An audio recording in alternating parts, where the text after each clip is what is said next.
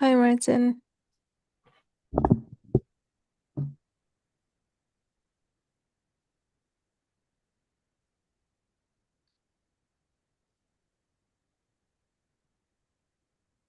Martin, I can't hear you. Hello, who's there? Khadija.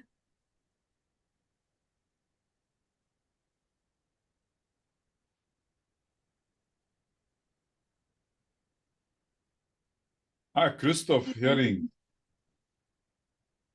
Ja, hallo, servus. Hello? Bin I hier schlecht cannot der hear Erste. you. Can you say something? Can you hear me? Uh,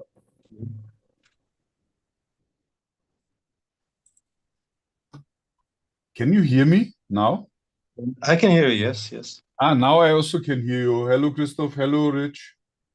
I,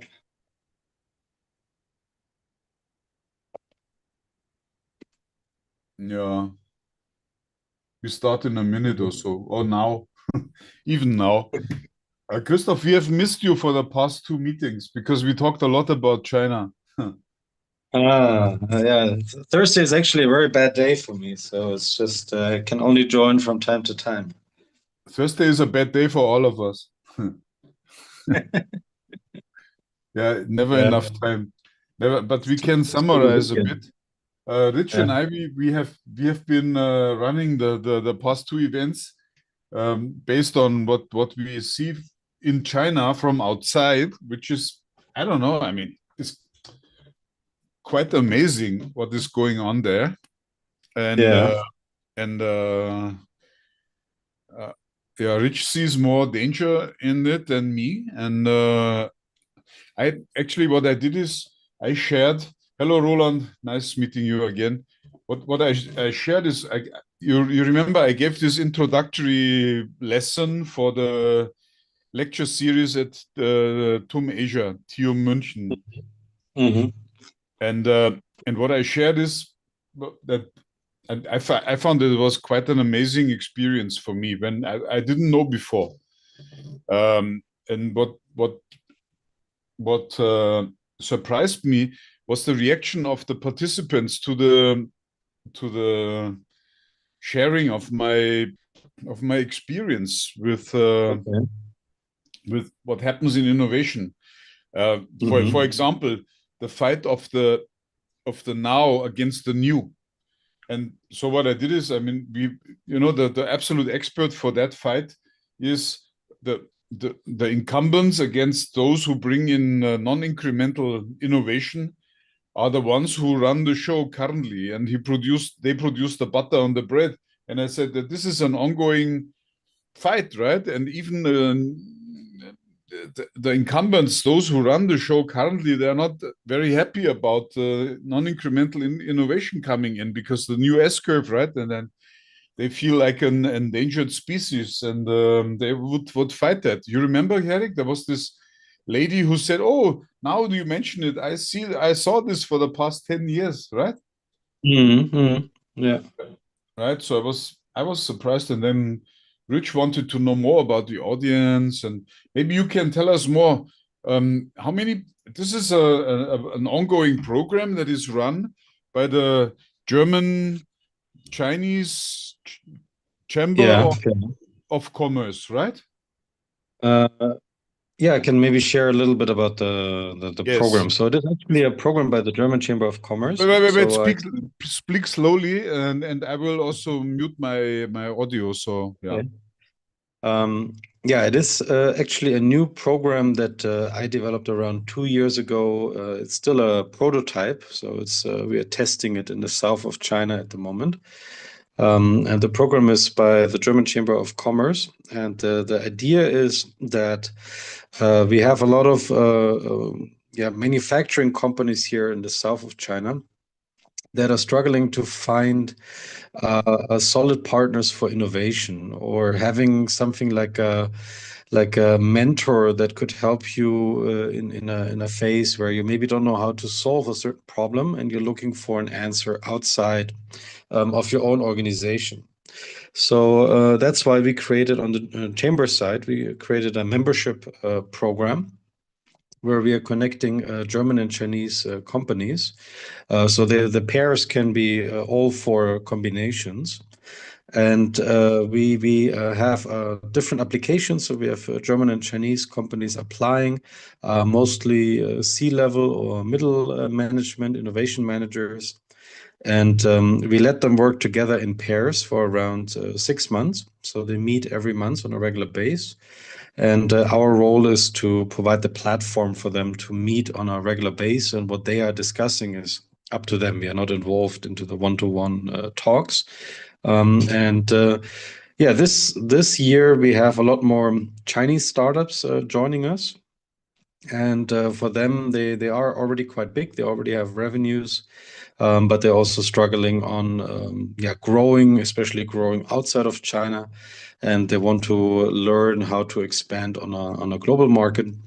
And for the German companies, for them, it's also quite an interesting opportunity to better understand how Chinese companies are structuring or their innovation.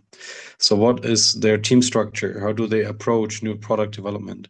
What are they struggling with? So it's like a very good platform to exchange and to learn from the different cultures. Maybe from a German side, a more structured approach, more process oriented, and from the Chinese side, a lot more just doing it and trying and iterating on the way. And this is the program that we develop in a nutshell.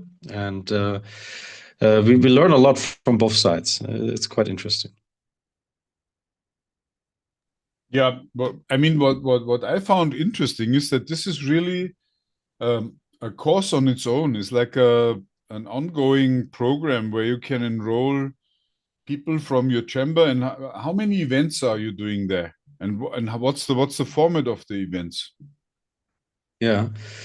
Well, we have basically 5 events where we bring the whole group together. So overall, we have 30 people, 15 pairs. And we do 5 events. We have an opening event where everybody gets to meet each other, where we're also giving a guidance, especially for the mentors on the one side.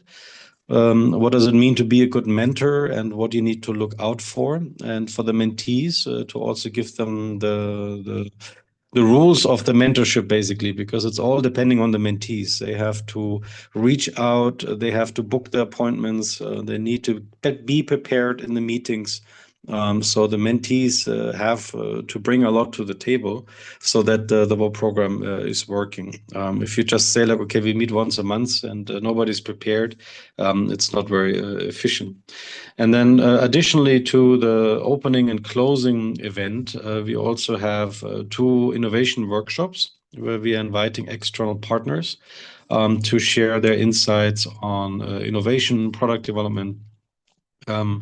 And we do a regular catch up with all the teams. So usually every 2 months we check that everybody's meeting. So it's a really guided program.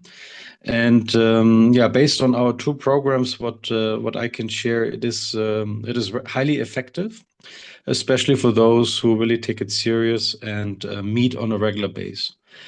So we have a couple of teams that really were able to implement a new innovation program, a new process into their organization, or they were able to introduce a new product to the market. So we see this external view is very helpful for the companies. But it also has a couple of barriers. Yeah? So you need to really get everybody on board. And we are closing now the program for this year, next month, and then we are basically preparing the next year, 2026. Okay. So it's an annual program. Okay, interesting. I mean, you are essentially an innovator in your services industry. Yes, yeah. Okay. Yeah. So, yeah, Rich, you wanted me to describe a bit what I went through. So now you have or maybe I add a bit more. Christoph, can you give me please a feedback on what I did to the group? Because I was thrown in, I didn't know who is there. And what I did is I gave a wrap up of my view on non-incremental innovation means something that leads a company to a new S-curve, to something that is entirely new as compared with what they have done so far. And this was very abstract from, I would say was quite detached from practice, but I tried to blend in a few examples from what I have seen in my professional life.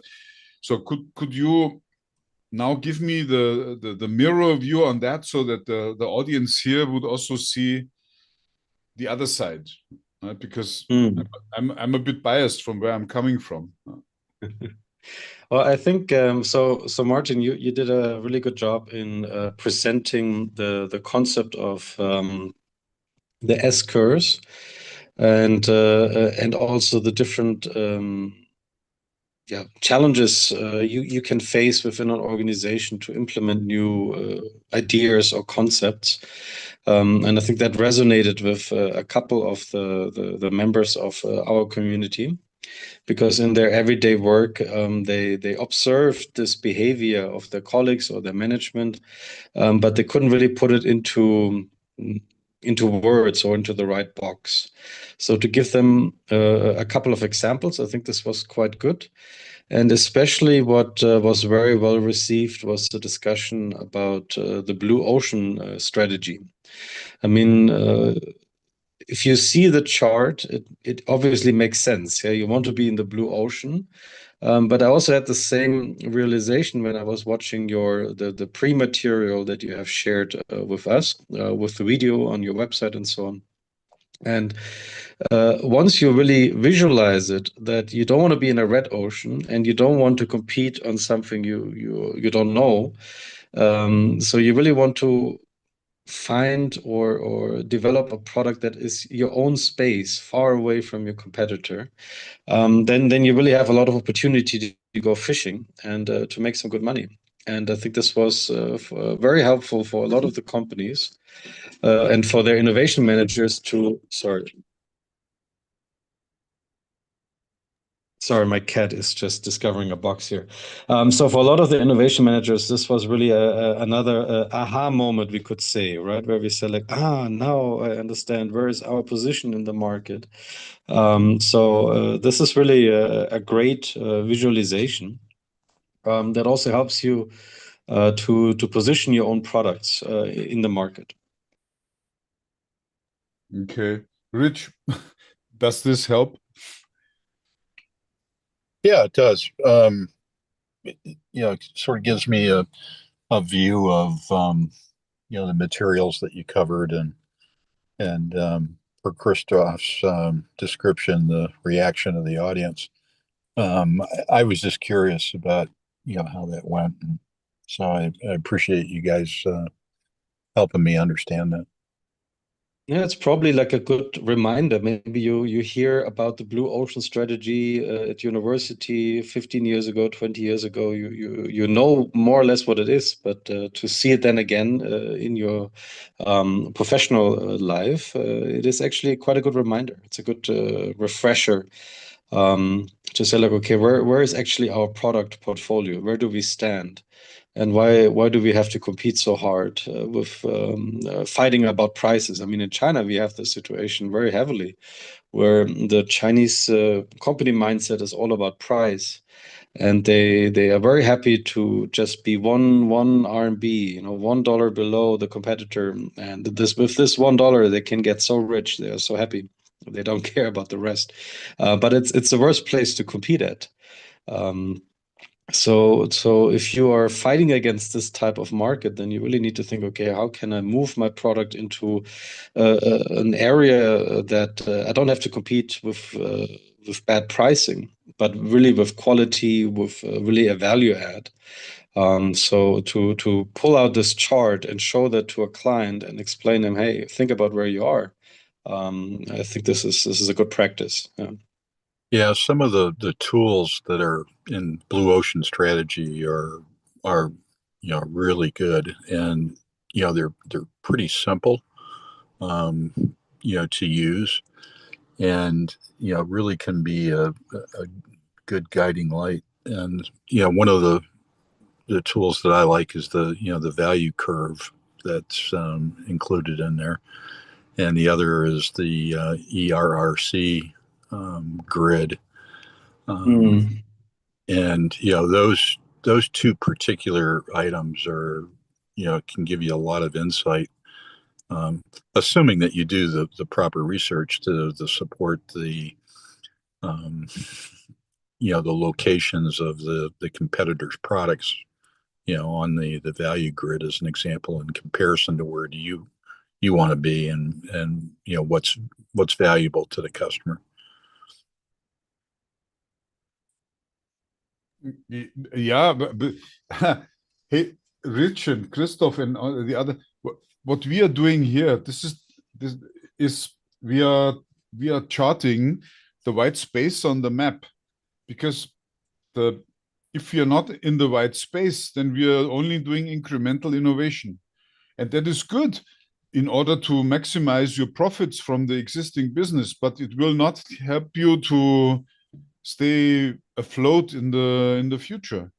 And so what I believe is the most important with doing a non-incremental innovation is to give you some ways to chart or to find out where your own position is and where to go, and of course you need to try out, because this is an uncharted territory.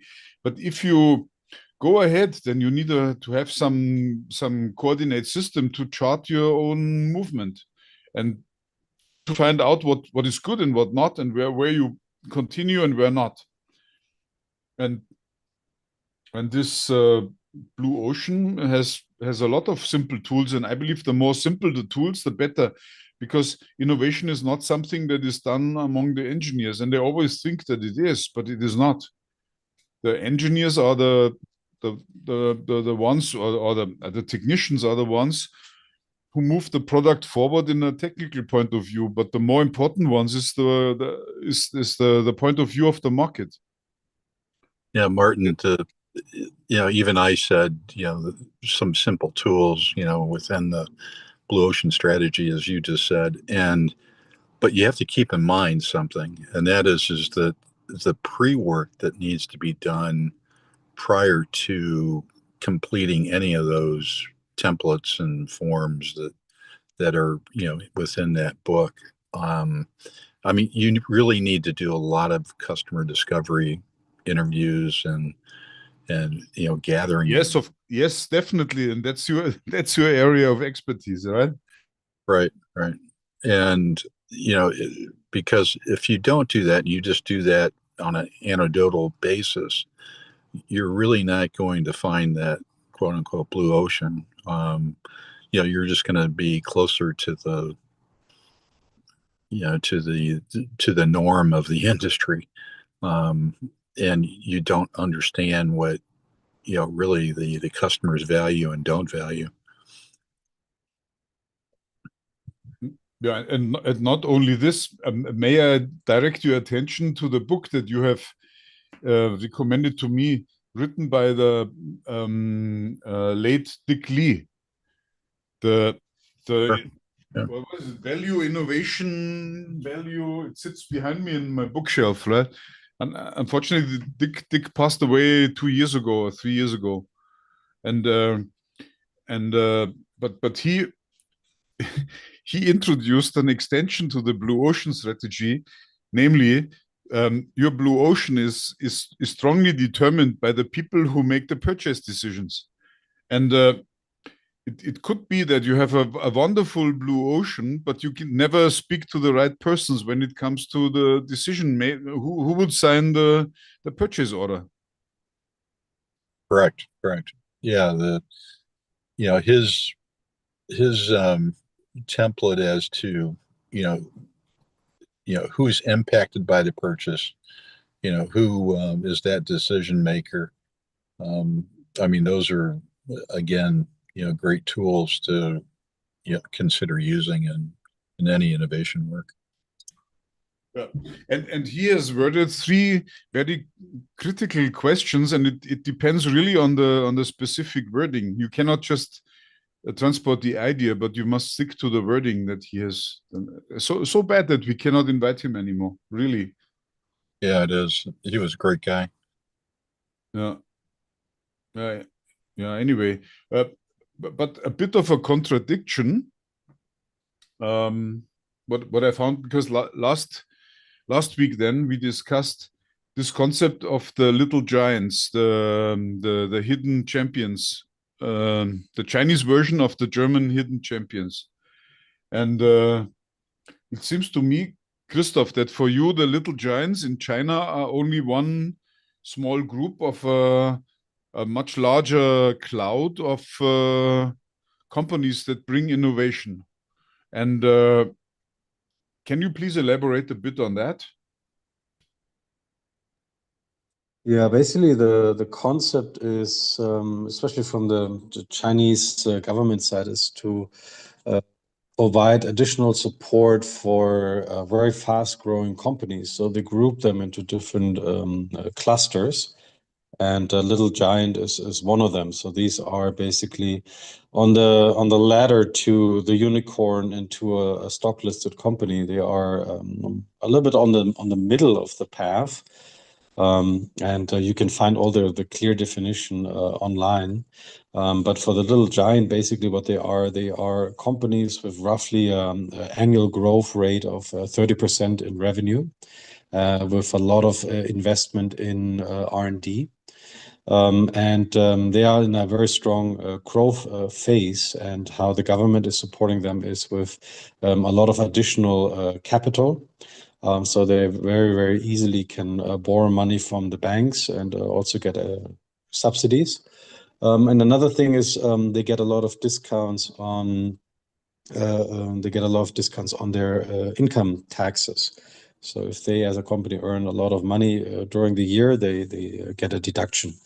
So it's really, the goal is from the government side to foster these fast-growing companies into the next stage, which is a gazelle.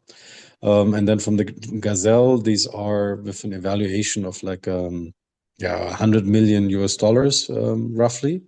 And that is the small little unicorn basically. And then the unicorn is a $1 billion plus. And then they go to the stock market. So this is there's around I think of like 100,000 plus Little Giants in China, in every industry. And really the goal for them is it's a very preferable status to have, because you really save a lot of money and you get very easy access to capital for growth. And yeah, for the government, it's and for the cities especially, it's a very good sign to have a lot of those companies in your tax jurisdiction. 100,000 sounds a bit more than what we thought. I thought it was something like 12,000 or 14,000 or so. Yeah, it's something like that. I don't have the right number in my mind. It's either 12,000 or more, but it's quite a lot Yeah. of them. Yeah.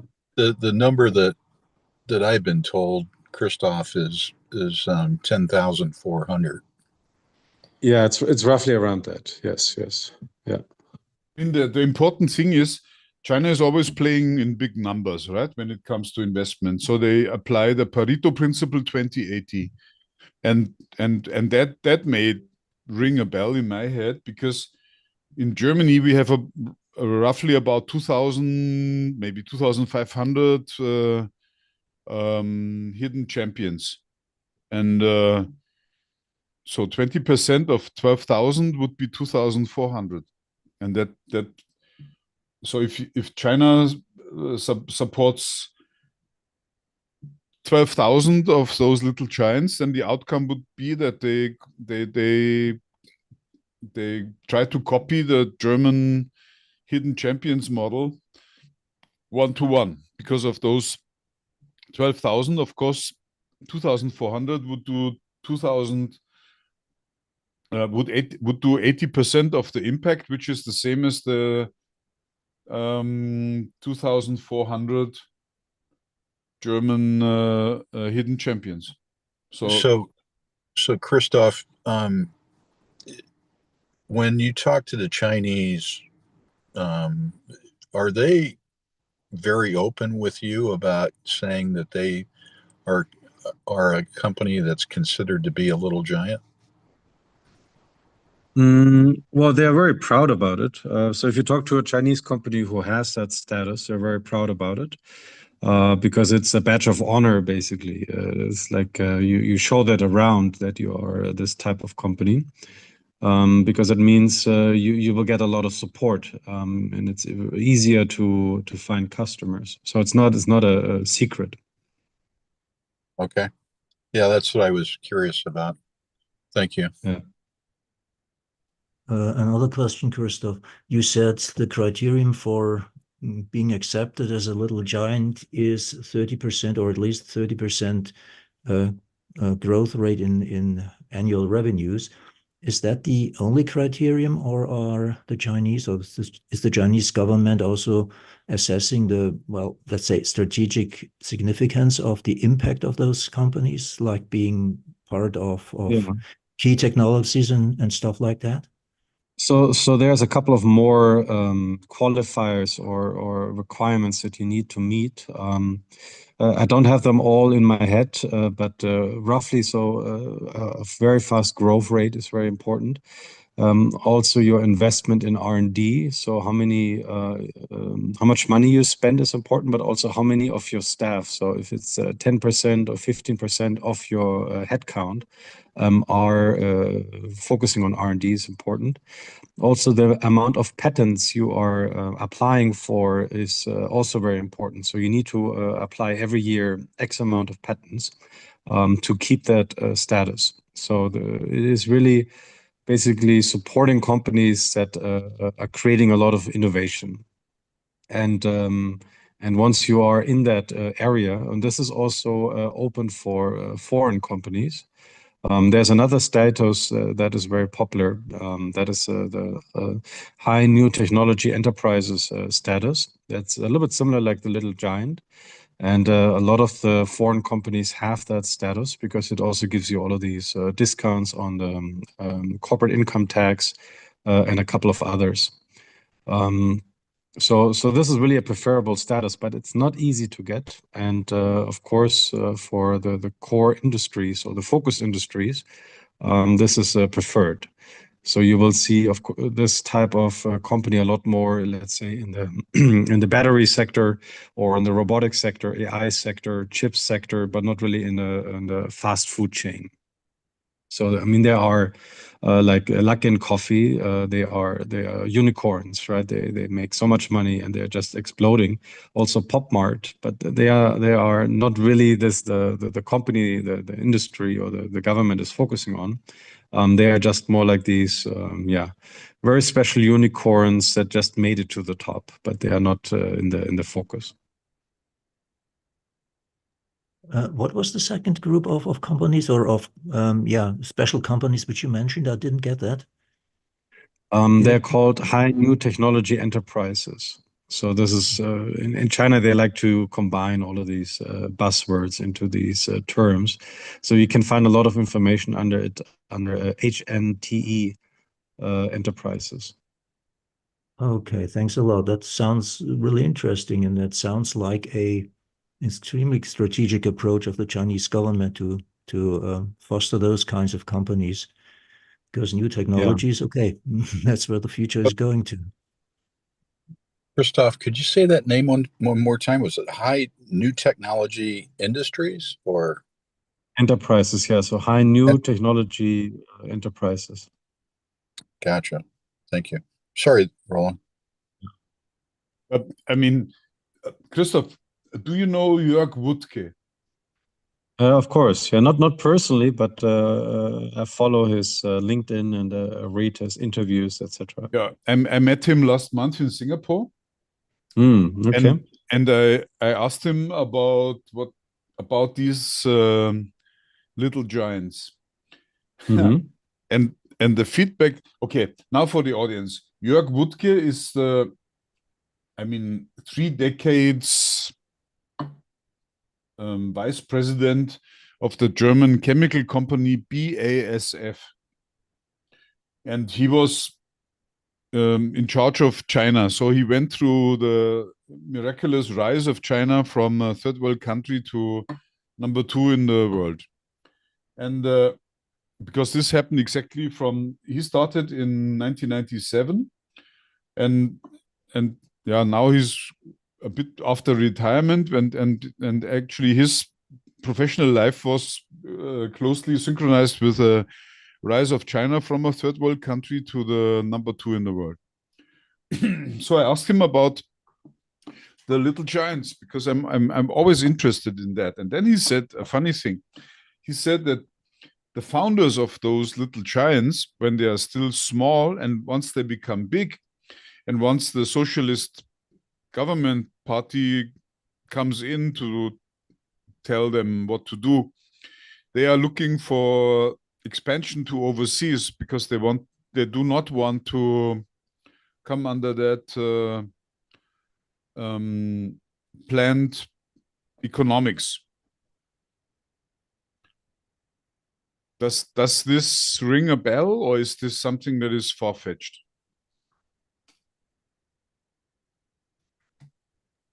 Well, from my perspective, it is one argument. The other argument is that you have in China this very intensive price war, and basically at the moment we are in a pressure cooker.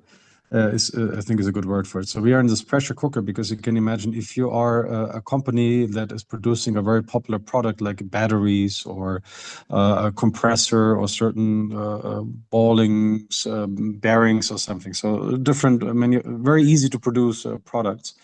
The challenge is in your industry, you are competing with maybe 300 companies China-wide who are doing exactly the same like you, and you're competing and fighting around one quiet difference in price. So at the end, it's about a drinking game. Who can drink more, and you can win the customer. So to avoid all of the stress and this madness, the easiest way out of the pressure cooker is to go abroad. The challenge is nobody knows how to be abroad.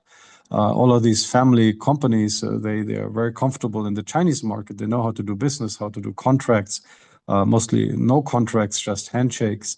Now they go abroad, and they have to battle with different cultures, different legal requirements, taxation, and all of it. So for them, it is really now a race to capture market share abroad. And some of them are really good because they have really a large network at home. They have a lot of free cash flow, and they can spend a lot of money abroad. But they're making basically all the same mistakes European companies did when they entered the Asian market a long time ago. So that is quite interesting to observe. Another aspect we can see is that a lot of these Chinese family companies are already a little bit larger. They are stock-listed companies. They go abroad, they hire local, and they're very unhappy because the local people are not performing. They don't work. They don't have the same management or work ethics. So they kick out all the locals, and then they just deport basically their own Chinese people and bring them to the foreign countries as labor. So it very easily happens. You have a company sitting in Malaysia or something, and they just bring 300 Chinese people from China to run the whole operations because they cannot work with the locals. So they will probably need another 5 to 10 years to really understand the local market and how to work with, within the local environment. So that gives us a little bit of time to breathe. But for the Chinese company, it's really about a race to market share. And we can see that now with the electric cars. So they are really pushing hard. And for example, Thailand, they have a lot of factories there now, and they are already dominating the electric car market in Thailand. And it's really about 5 Chinese EV brands fighting each other in Thailand, and of course in many other markets. In other words, it's not so much about the influence of the government into the way they run the company, but it's more a way to escape the red ocean. Yeah, it's a way because they are familiar. They know how to deal with the party here. They know how to run with the Chinese government. They know all the up and downs. I mean, they are so big. They have all the relations. That is not a problem. The problem is the local competition. It's just too much. The Too much Japanese, red. the Yes. Japanese, that same problem. You know, if you go back in the annals of Japanese expansion, you know, to compete on a global basis, what Christoph, what you just described is, you know, representative from their experience as well. And you know, they're making the same mistakes. So I mean, there's a good history there for the, you know, the Chinese to study, as well as, you know, not only the European countries and their mistakes, you know, entering the Asian countries. Mm. Yeah, of course. I mean, we capitalists, we always think that socialism is so bad that you should try to escape, especially if you're from Western Germany. Because we had this story with East Germany, right? And then the socialism that never worked, and it will never work. And so, but as you describe it, is that the Chinese companies, they cope well with the socialism. They just want to go abroad because there's too much heat in the pressure cooker currently. Mm.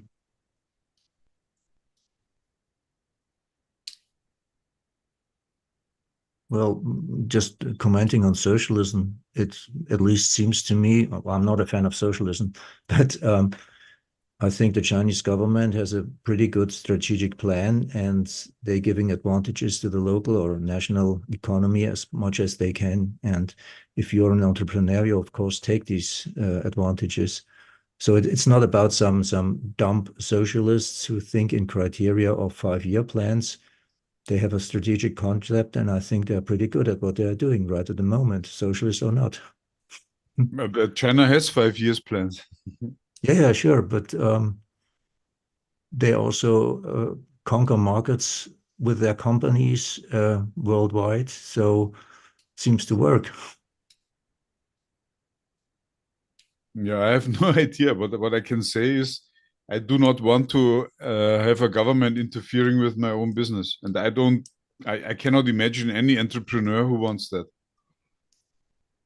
Of course not. That's But if you have answer. In China, that's exactly the opposite. In China, you want that because at the end, the government is your largest customer, and in provides many huge cases, for advantage. many entrepreneurs, it's the first customer. Sorry for interrupting you. Yes, and also provides lots of advantages for you against competitors. That's at least the message which I took from Christoph's speech and data which he presented. So easier access to credits, other reductions, other advantages over competitors, both local, national competitors and foreign competitors. Sounds like an opportunity which every businessman would take. So, Christoph, could you speak to the reaction of the German companies and the German entrepreneurs, you know, looking at the little giants phenomenon? Are they aware of it, in your opinion?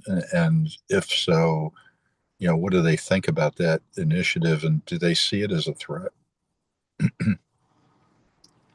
Well, I think every company, every foreign company that is active in China more than 2 years is familiar with these terms and with these concepts, and also with a lot of the subsidies that are available. So basically, every city, every industry park, every office space you want to rent is basically coming around the corner and tells them what they can do for you, especially if you're brand new in the country. And they will always offer you support or cash or other other support they can offer you. So you very soon get familiar with it. What definitely is one big issue is the equal access. This is something that we, as from the chamber side, of course, are fighting for, also from the embassy side. to say like, okay, when the Chinese companies get these support, what about the foreign companies? So can we get equal access? In many areas we do, which is great. But also in other areas we don't, and this is then where we are starting to get active and fight for it. But yeah, some industries are just no chance. You can't get in. But that's why especially these special company status, like these high new technology enterprise status, is very attractive for companies, because that means you can basically be on the same level as a Chinese little giant. So it means you pay less taxes. You get subsidies for R&D. You get subsidies for the rent you're paying for your factory ground, etc. So there's all kind of like support they are offering. But I would say still overall that the local Chinese companies will still get more at the end. They always will get more support. Sure. I mean, everything makes Sorry, this is Jürgen. May I interject something? I had no clue that this thing existed, these Chinese efforts. So, I mean, the greater public, maybe yeah, okay, but in Germany, basically, it's not known. They have no idea what's coming in their way. Mm. and I think the same can be said, Jürgen, in the U.S. Yes, it's a tsunami. It's a dangerous wave. I mean, I respect the Chinese as much as I'm not very fond of, but they make it right. They are hungry, and this is what differentiates Europe, fat, and yeah, and lazy, and China really, really hungry. So there is something coming up, and we have no idea what storm is brewing there. Yeah, you know what I mean. You're exactly right. That's the way I view it as well, Jürgen. Okay, over and Yeah. out. I mean, what can I say to this is that China has a very strong and very well developed industry policies. So they really have a large support system that is helping, especially companies that have they basically got a little bit over the seed funding, and they're like in the beginning of the Series A. This is really when you really can grow super fast in China. And starting from there is a lot of support for young companies. With all kind of like benefits and for example, I just had that realization at the beginning of the week. I had this quest. So I talked with a lot of industry parks. So in Germany, we would call them like Industriepark or Gewerbepark. So these are just zones, green field where you can set up a factory. And in China, you have, of course, every city has those in every corner of the city. And all of these industry parks have a local office you can call, and you can talk with them and tell them, hey, I want to rent a factory. I want to build one. What can you offer me? And then they come with a giant list of all the support they can do. So for the industry parks, of course, it's about tax income after a couple of years. That's what they are interested in. But they also get a premium for every company paid by the central government for every factory they can close. So they have a lot of financial incentive to localize companies. And this is well known. This is not really something new. Every city has different support levels, and in the past, a lot more money. But what I realized at the beginning of this week or end of last week, I was looking around for Germany. I wanted to see who are the top 10 industry parks in Germany. Who is the best park? I want to open factory in Germany. Where do I go? I couldn't find anything. I looked in Google, and the top, I think the number 3 result I found, Germany best theme park, TripAdvisor, and I was like, what? It is terrible. Bitter truth. It is That's the terrible. bitter truth. So, Yeah. Christoph, are And you then the saying only thing I could find on Wikipedia was the top 60 chemical parks in Germany. Okay, chemical park. But that's it. But if I want to know the best, And Dresden, the Saxonian, whatever, Silicon Valley. But there are big companies up there. yeah, but who can I call? Like if I want to open a factory, which industry park do I go? I mean, even around Munich, I couldn't find anything, and I'm very familiar with that region. But there is no real list. I even asked our colleagues from the Germany promotion, and they didn't have one. It was really sad. I mean, they tell you the clusters. They tell you like, oh, in this city there's a lot of companies like this. But if I really want to say, okay, give me a property, and what is the price, and what support do I get, and do they help me with hiring people and so on? It's really a long search. It's not easy. It's not like a co-pilot question to your ChatGPT where I should settle. It's really weird. So I'm in this process at the moment as well because I want to understand that better. My current knowledge level is it's really about the city. So if I say I want to go to Düsseldorf, then I need to call the mayor of Düsseldorf, and he has to tell me like, okay, this road, this is a spot you need to open your factory. But why is there no Christoph, isn't good this agency? isn't this a dead end street? Aren't you taking the wrong approach? I mean, it's to me it sounds a bit like you want to grow fish, and now you're looking for the perfect pond. But No, I'm curious what we offer if I compare the industry parks or the policies, industry policies, because we have a lot of Chinese companies, right? They come to us and they say like, oh, I want to open factory in Germany. Where should I go? What is the right city? What is the right industry park, and what do they offer? Because they are spoiled by the Chinese. if you follow that approach, aren't you putting them into a red ocean? no, if I could, Christoph, maybe what I'm thinking that your quest is to identify these industry parks so there can be some familiarity between the companies that come to those parks, and they can then become their own ecosystem within that park, right? Mm.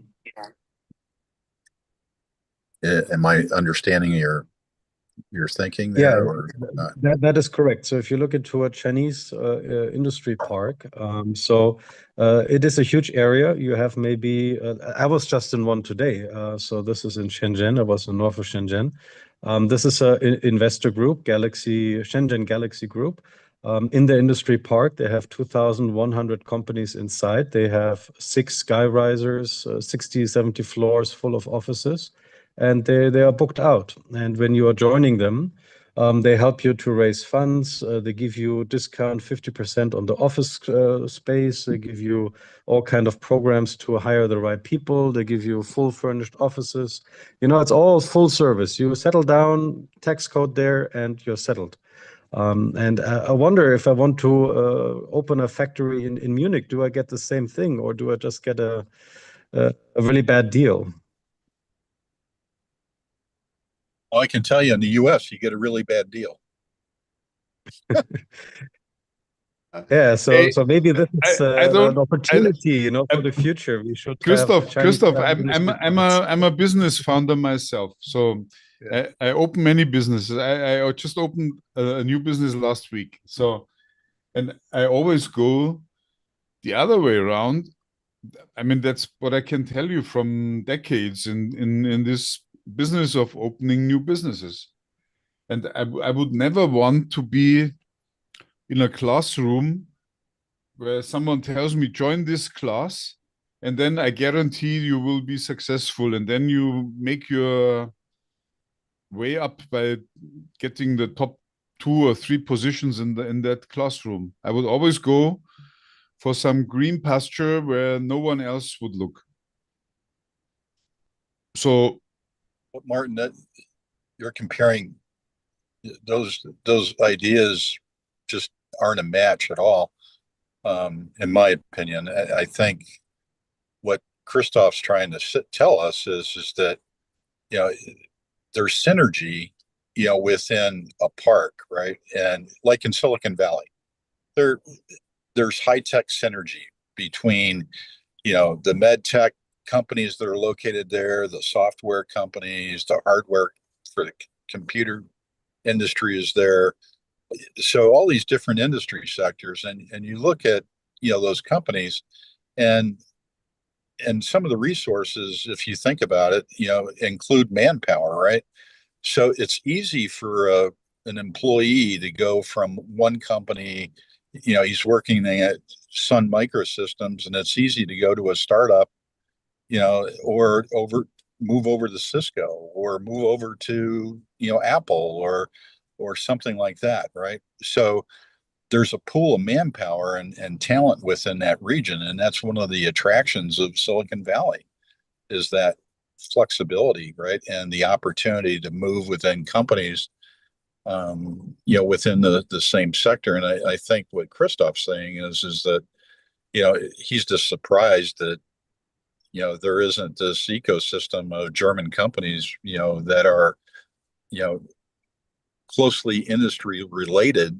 They might be adjacent industries, but closely industry related within the same park. Correct me if I'm wrong, Christoph. Yeah, no, Maybe this I'm is also very- wrong, right? I mean, Yeah.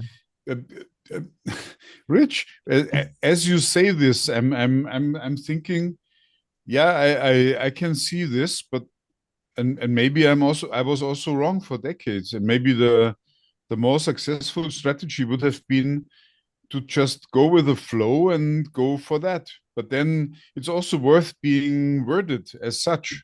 I mean, I'm always open to admit that I made a mistake. So It could also be it's more historically. If you think back after the Second World War in Germany, in every village, people got entrepreneurial, and they just started a business. They just started a workshop and building different types of machines.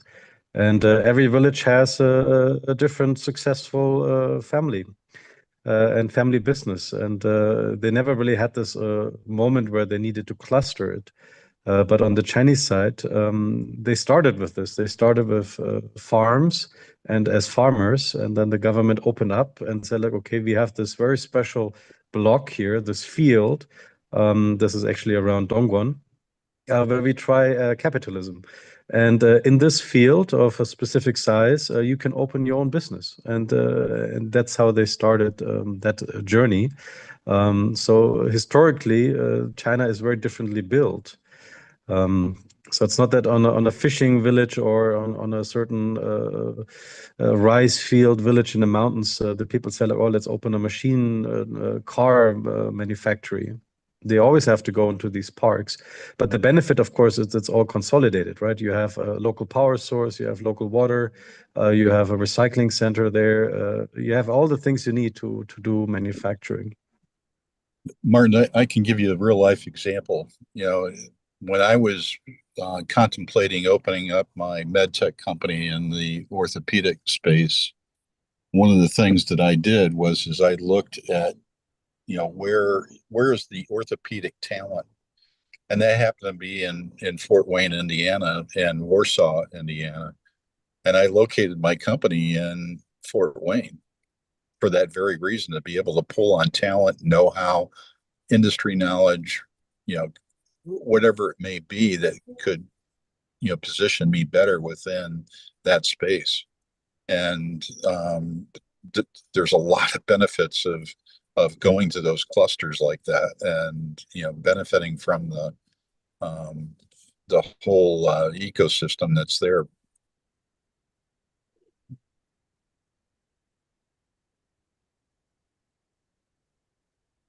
I saw the same in Singapore, and in Singapore, the industry is a bit. I mean, I was part of building up the IP system in Singapore for almost 30 years. I was brought into Singapore for doing that. And I only realized much later.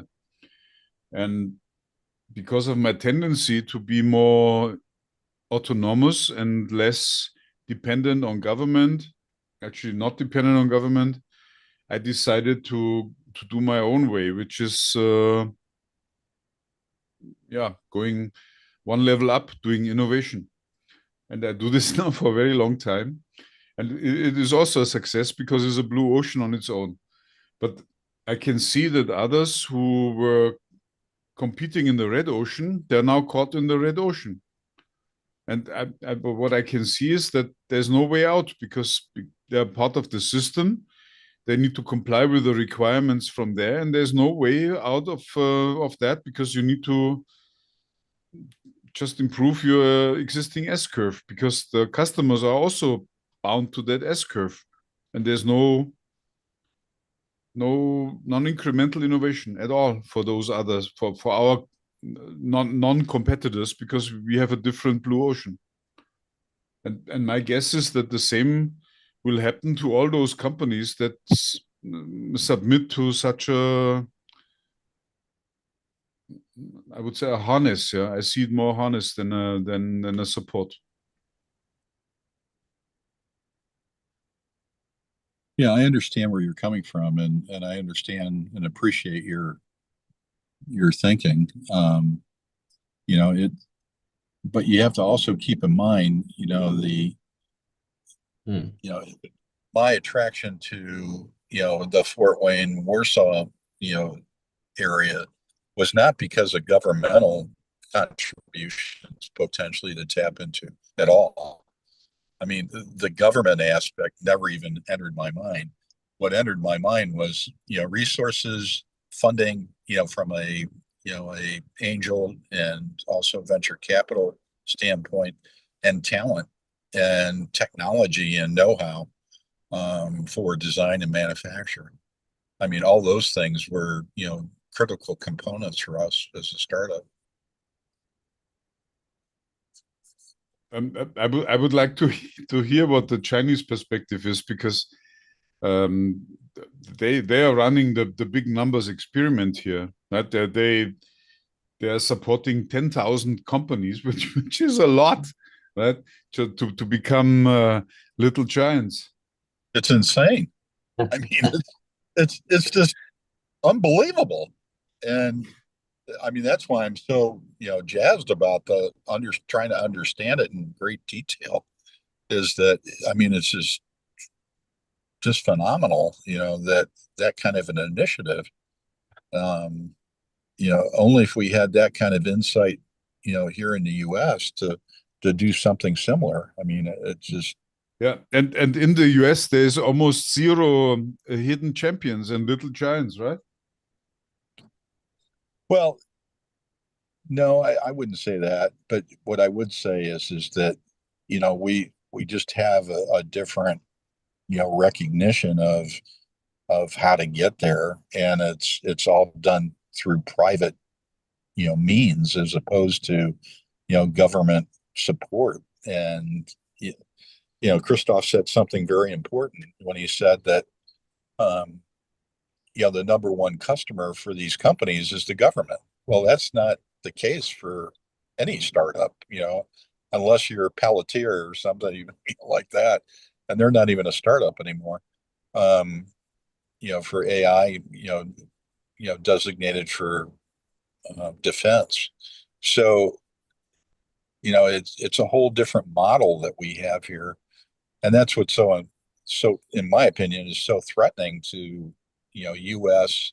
small, medium-sized enterprises, is, you know, the effect of that from the Chinese and being able to grow these companies at 30% plus growth, which is a bigger number than what I was told. But I think it's still, you know, probably a very accurate number coming from Christoph.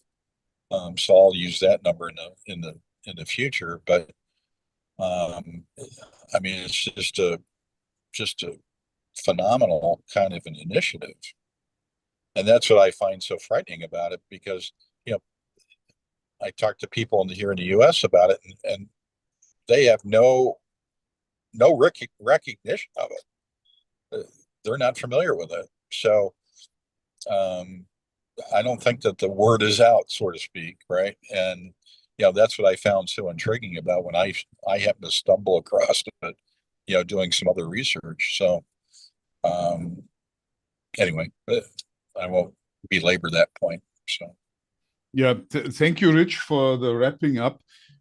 Christoph, I hope you come back more often. You see that what you say and what we do here falls on fertile ground. We really learn from that, and I'm so much interested in that, and I'm looking forward to see that firsthand in China. And yeah. Well, you're always welcome to visit us here in No, China. not to either- visit, Christoph. No, in my case, it would be to be there for a year. Yeah, yeah. And But for many don't chuckle passports, so much. it's Yeah. visa free. So most No. Europeans can No. come over 30 days, get the visa at the border. It's very easy. Yeah, same here. So it's not so difficult. I can stay there for an unlimited amount of time, I reckon. So it's not difficult. But I want to be there, know how to read the local newspaper, and want to talk with the entrepreneurs of what they want or what they do and find out more. So that's my goal, one of my goals, and we will see where that goes. We've reached the end of our hour. Thank you so much, everyone. See you next week again. This was again a very interesting talk. Thank you, Christoph, for being here, and thanks, Rich, for Thank your you. valuable insights. Goodbye. Martin, you. hast noch eine kurze Sekunde? Thanks for Martin, coming, Christoph. Thank you. Martin. Bye-bye. Bye-bye. Martin, Ja, Martin, hast noch eine Sekunde, ganz kurz? ja, leg los. Okay, nee, der Ali, der ist da ein bisschen zu verkopft. War heute mit seiner Mama in Venedig und der meint, der muss da Riesenpräsentationen machen. Und ich habe gesagt, so, nein, bitte nicht. Ganz normalen Talk, so wie wir es ja halt immer machen, Austausch. Und dann werden die Fragen schon aufkommen. Und wenn er irgendwas nicht beantworten kann, kann er ja sich fürs nächste Mal nachlesen oder vorbereiten. Okay? Danke. Servus, Jürgen. Bitte, ich wünsche dir was. Ciao. Ciao.